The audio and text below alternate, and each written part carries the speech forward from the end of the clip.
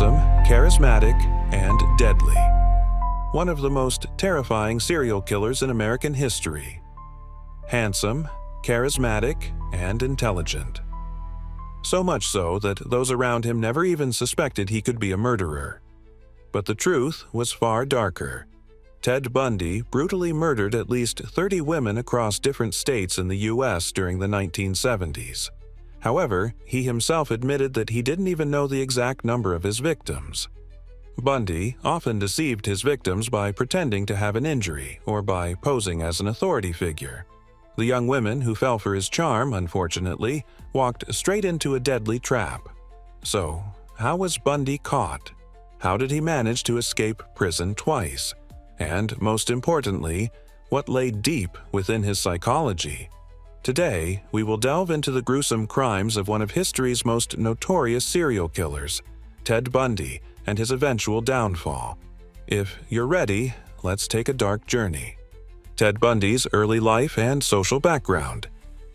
Ted Bundy was born on November 24, 1946, in Burlington, Vermont. However, his family background was complicated from the very beginning. His mother, Eleanor Louise Cowell, was unmarried, and at the time, having a child out of wedlock was considered shameful.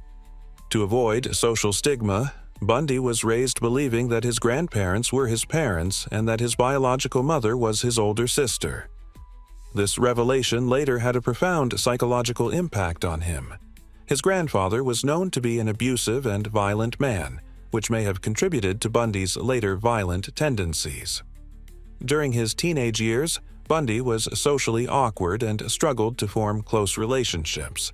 Though he was intelligent, he often felt like an outsider. However, as he grew older, he learned to manipulate people with his charm and confidence.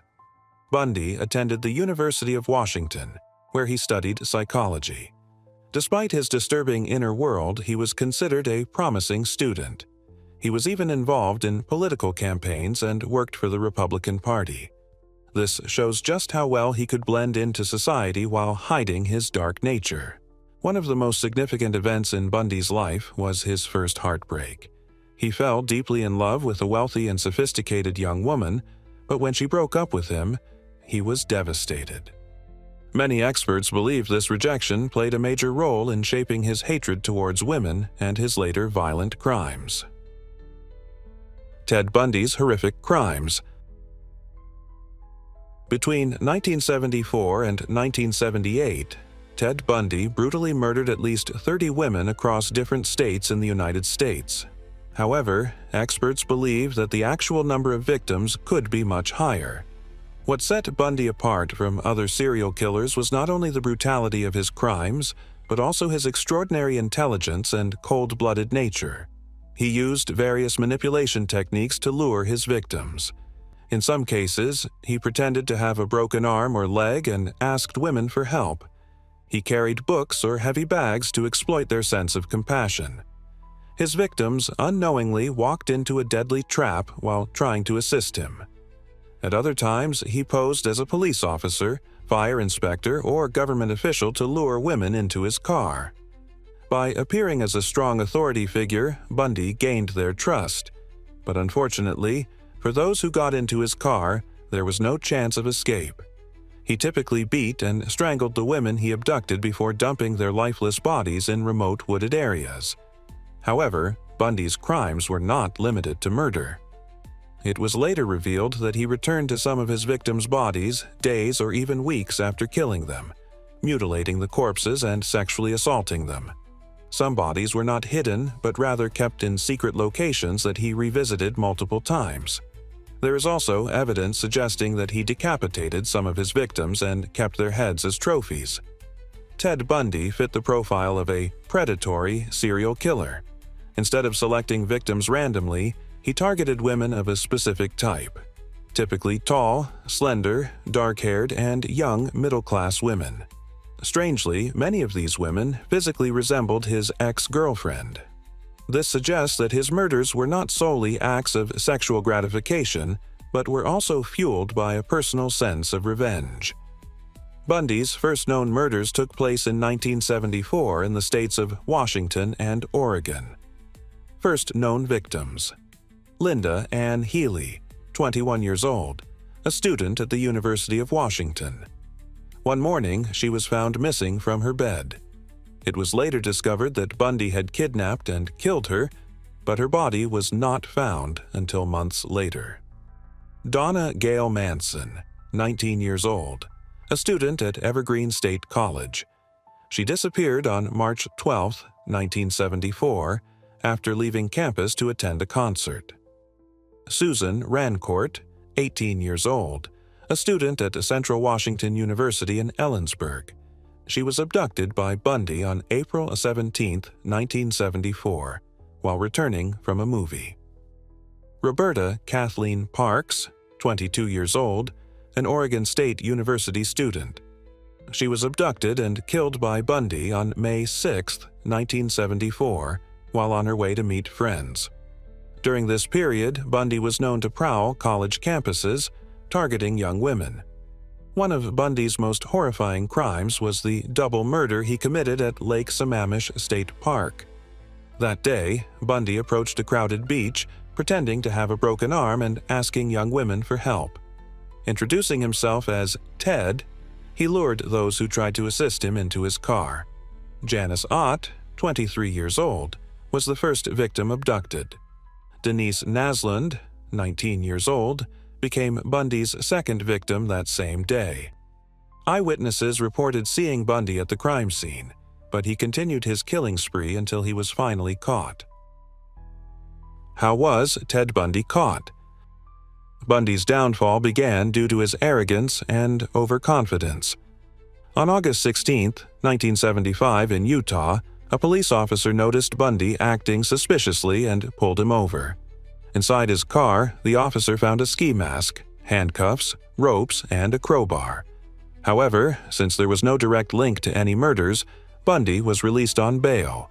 Between 1975 and 1977, Bundy remained a primary suspect in multiple disappearances, but concrete evidence linking him to the murders was still lacking. However, his arrest in August 1975 led authorities to investigate him further. Shortly after his release on bail, Carol Durange, a young woman who had narrowly escaped an attempted abduction in Utah, identified Bundy in a police lineup as the man who had tried to kidnap her in November 1974. This was a crucial breakthrough in the case. In early 1976, Bundy was convicted of aggravated kidnapping and sentenced to 15 years in prison. While serving his sentence, investigators in multiple states began connecting him to the disappearances of young women. Prosecutors in Colorado charged him with the murder of Corinne Campbell, a nurse who had vanished from a hotel in January 1975. He was extradited to Colorado in 1977 to face trial for her murder. Bundy, known for his intelligence and charm, chose to represent himself in court, using this as an opportunity to manipulate the legal system. It was during a court hearing in Aspen in June 1977 that he made his first daring escape. Allowed to use the law library without handcuffs, he jumped from a second-story window and fled into the mountains. After surviving for 6 days by breaking into cabins and stealing food, he was recaptured and returned to custody. Undeterred, Bundy began planning another escape. On December 30, 1977, he executed a more elaborate plan. He had spent months losing weight to fit through an opening in the ceiling of his cell. Crawling through the ventilation system, he made his way to the jailer's apartment, stole civilian clothes, and simply walked out of the prison. This time, Bundy didn't wait around to be caught. He made his way to Florida, where his killing spree would escalate into one of the most brutal crimes in American history. Bundy's final murders and ultimate capture. After his escape, Bundy traveled to Florida, where he attacked the Chi Omega sorority house on January 15, 1978. One of Ted Bundy's bloodiest crimes took place at the Chi Omega sorority house at Florida State University. After escaping from prison, Bundy made his way to Florida and sneaked into a dormitory in Tallahassee, where he brutally attacked 4 young women. In just 15 minutes, Bundy killed 2 women and severely injured 2 others. After the attack, he fled the scene, but later that same night assaulted another university student, Cheryl Thomas, leaving her critically wounded. Only a few weeks later, Bundy kidnapped and murdered his final known victim, a 12-year-old girl named Kimberly Leach. Kimberly was abducted from Lake City Junior High School in Florida. She was reported missing for hours before authorities discovered that Bundy had kidnapped and murdered her in a wooded area. Her decomposed body was found 2 months later. This crime sent shockwaves through the public, as it revealed that Bundy was willing to target children as well. However, Bundy's arrogance ultimately led to his downfall. On February 15, 1978, a police officer in Florida noticed Bundy driving a stolen vehicle and pulled him over. When his true identity was revealed, it became clear that the long-hunted serial killer had finally run out of chances to escape. Execution and last words. In 1980, Ted Bundy was convicted and sentenced to death. However, he remained in prison for years before his execution, during which he spoke with psychologists, attempting to analyze himself. Finally, on January 24, 1989, he was executed in the electric chair in Florida. His last words were rather peculiar. "I'd like to give my love to my family and friends. No remorse, no apology." Bundy remained terrifyingly cold-blooded until his final moments. Today, Ted Bundy is still remembered as one of the most infamous serial killers in history. His case became a major turning point in criminal psychology and forensic investigations. Thank you for watching. If you found this video informative, don't forget to like, share, and subscribe for more real crime stories. Take care of yourselves and stay aware of what's happening around you.